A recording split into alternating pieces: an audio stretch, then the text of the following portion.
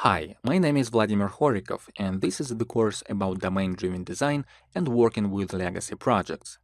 We programmers all like to work on greenfield projects, those that we build from the ground up ourselves. However, you are most likely working on a legacy project right now, or will be at some point in the future. There is no way around it. Each greenfield project becomes someone else's legacy codebase someday. Therefore, it's critical to develop skills that will help you be productive in this area. Productive in the sense that you will continue to deliver new functionality and keep the stakeholders happy, but also productive in a sense that you will make your way through the legacy codebase by refactoring it one step at a time, reducing its maintenance cost, and eventually increasing the speed with which you develop new functionality. In this course, you will learn patterns and techniques that will help you do exactly that. Here's a quick outline. In the first module, we will talk about what a legacy project is and how to approach it from the business point of view. We will discuss the pros and cons of full rewrites as opposed to gradual incremental refactoring. In the next module, I will introduce you the legacy system we'll be working on throughout this course. In the third module, we will start building new functionality inside the legacy codebase. We will create a so-called bubble context with a clean code, which will separate from the surrounding mess and protect with an anti-corruption layer. In the next module, we will grow this bubble so that it has a separate database to work with. We will also promote the anti-corruption layer into a standalone bounded context of its own. It will synchronize changes between the bubble and the existing legacy system. In the last module, we will explore further ways of dealing with the legacy project. We will discuss the two options. The first one is turning it into a microservice that provides its functionality via REST API. The second one is building a domain event channel on top of it.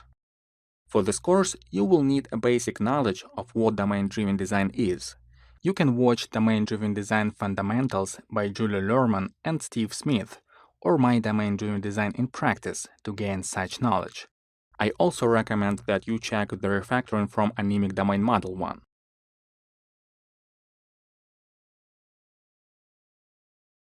Before we dive into the patterns and techniques of working with legacy projects, let's discuss what a legacy project is. You might have heard multiple definitions of it, perhaps even those that contradict each other. So what is it? One way to define it is to say that legacy project is a project whose codebase you inherited from another developer or a team of developers. You or your team is now in charge of that codebase in the sense that you need to maintain and expand it with new functionality. So according to this definition, a legacy project is any project that was developed by someone else. By the way, for the purpose of this course, I will use the terms legacy project, legacy code, and legacy codebase interchangeably. That's because from the development point of view, they are mostly the same thing.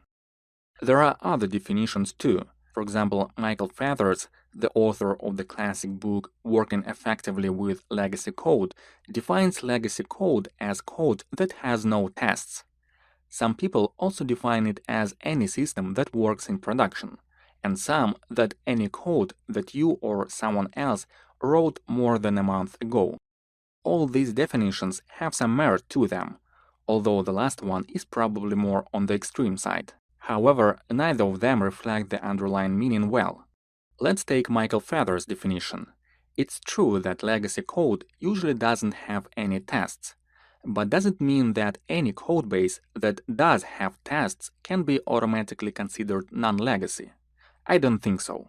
Tests are code too, and can be of bad quality just as much as the codebase it covers.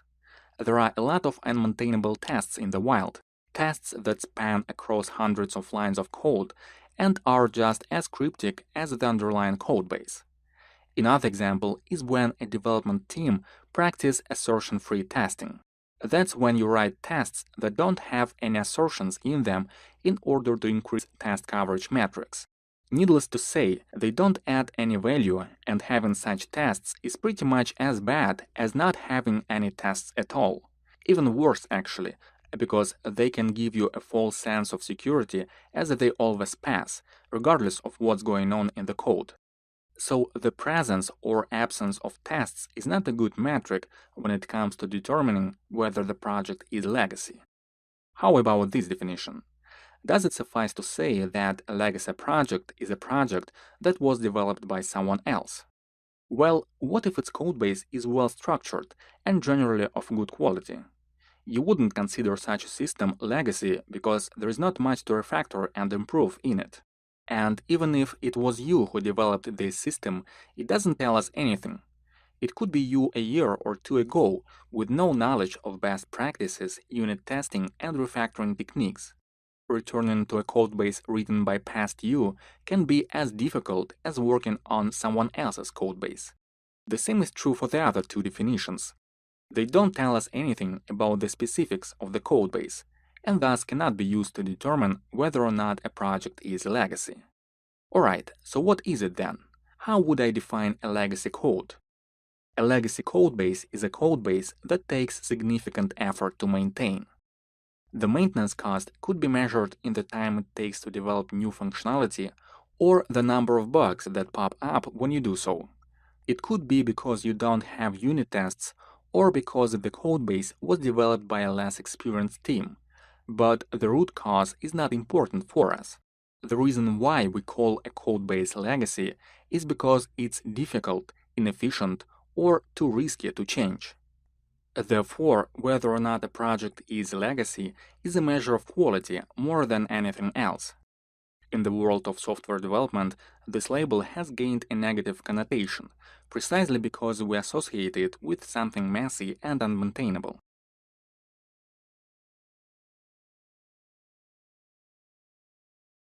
Note that in the minds of most software developers, there is an intrinsic connection between a legacy codebase and something unmaintainable. Why is that? It's definitely not common across other spheres of our lives. We usually associate legacy with something good, something valuable a person leaves behind, like a heritage or an inheritance. So why is it different in the world of programming? That's because of software entropy. Entropy is the amount of disorder in a system. This notion takes root in the second law of thermodynamics, but can be also applied to software systems. We all tend to take shortcuts when adding new functionality, implement quick and dirty solutions, and apply duct tape to defects. This works well for the short term, as we are able to release software quicker, but after a while, things start to get really bad. The codebase becomes so complex and buggy that it's virtually impossible to maintain. Fixing one bug introduces more bugs, and modifying one part of the software breaks several others. It works like a domino effect. It's very easy to make such codebase unreliable and very hard to bring it back to stability. So each time you introduce something to the codebase, the amount of disorder in it, or entropy, increases. You can say that code tends to deteriorate. If left without proper care, such as constant clearing and refactoring, the system becomes increasingly complex and disorganized. And unfortunately, that is the case for the most of the legacy systems, especially those that have been around for a long time. Eventually, such a system becomes a big ball of mud with little structure, lots of spaghetti code, and duplication. The original architecture, if there was any, erodes beyond recognition. There is no wonder developers don't like working on legacy systems. Who would? And that brings us to the following topic: what to do with all this mess.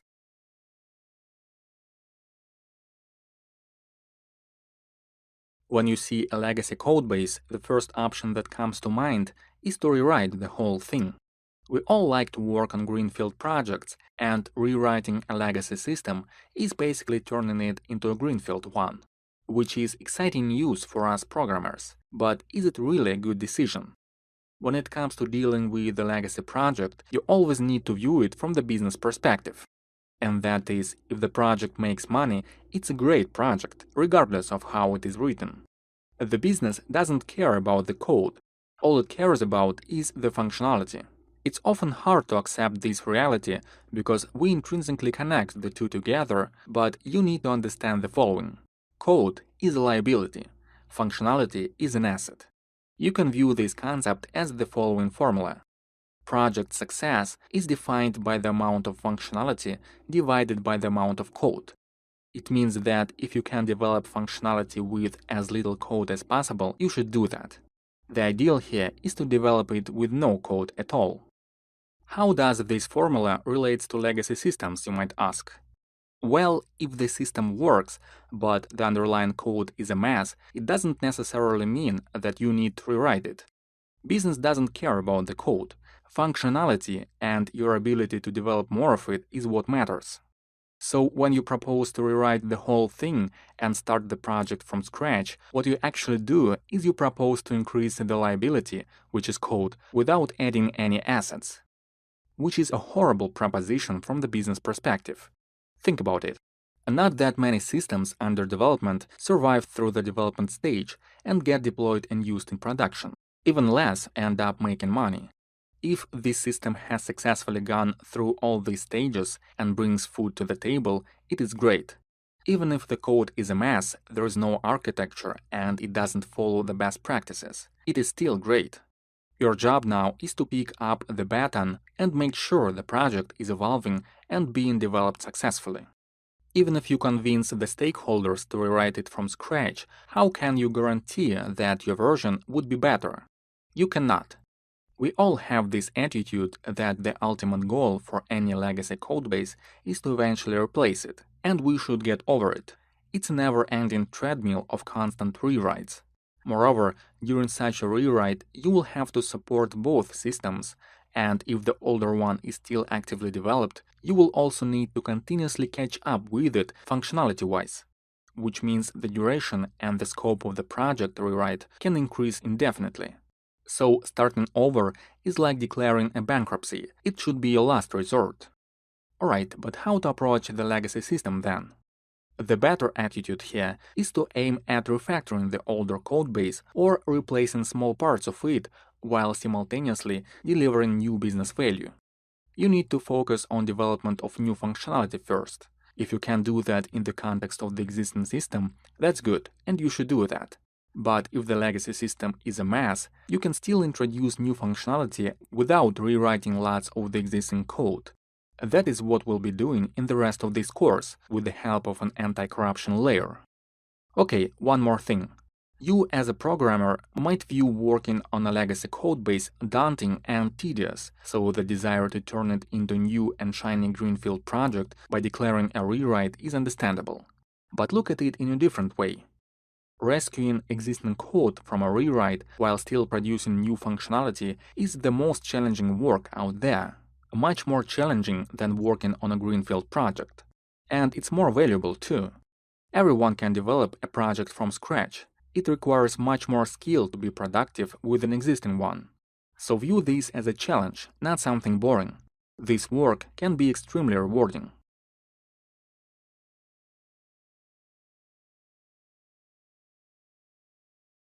There still are situations where the rewrite would be a good choice though. One such situation is when the legacy project doesn't work or doesn't make money. In this case, there is no useful functionality in the existing codebase, and therefore no asset to lose. For such a project, the rewrite can be beneficial because you can take all the good parts of the existing system, analyze its mistakes, and come up with something better. And you will get a nice morale boost to your team as they will have the sense of ownership for the new codebase. Another situation is when the project is small. In this case, rewriting it will not take long, and a better codebase will enable you to deliver new functionality faster, which is very similar to regular refactoring, where you refactor one piece at a time while keeping the whole thing working. In this sense, the microservices architecture is the ultimate rewrite enabler. It erases the difference between refactoring and the full rewrite. If you keep the size of the services relatively small, the rewrite becomes a feasible task, something that you can implement within several days, rather than months or even years, which makes its scope similar to that of refactoring.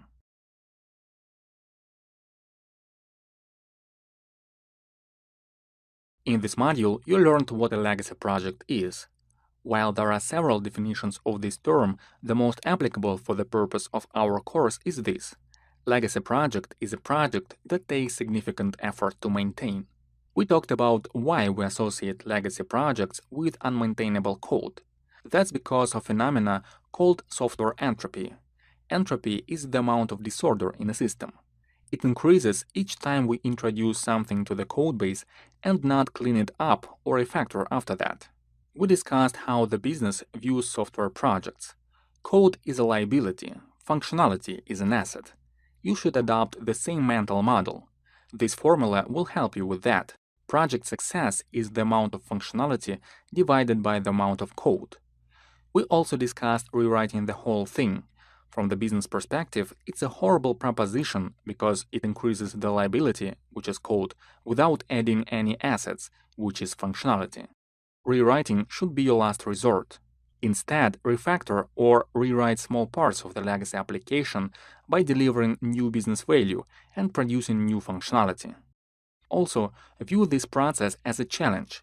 It's one of the most challenging and important types of work in software development. Finally, we talked about when a rewrite can be acceptable. It's when the project itself is small and can be rewritten fairly quickly, or if the project doesn't actually work in production yet and therefore doesn't make money for the business. In the next module, we will look at a sample legacy project. We will discuss its problem domain and will outline the plan for new functionality.